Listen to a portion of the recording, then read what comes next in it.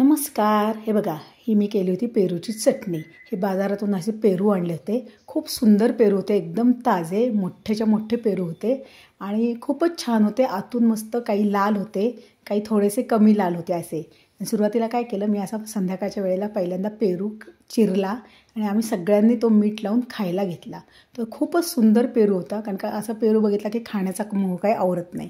म्हणून सुरुवातीला हा पेरू मी खायला घेतला आम्ही सगळ्यांनी.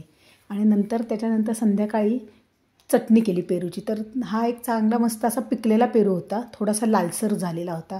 म्हणून हा मी चटणी केली, छान असा चिरून घेतला, मधल्या बिया काढल्या त्याच्या आणि छान असा बारीक चिरून घेतला. आणि नंतर एका पातेल्यामध्ये तेल घेतलं आणि त्याच्यामध्ये जिरे घातले आणि बडीशेप घातली. बडीशेप खूप छान लागते, त्याच्यामुळे घालायची.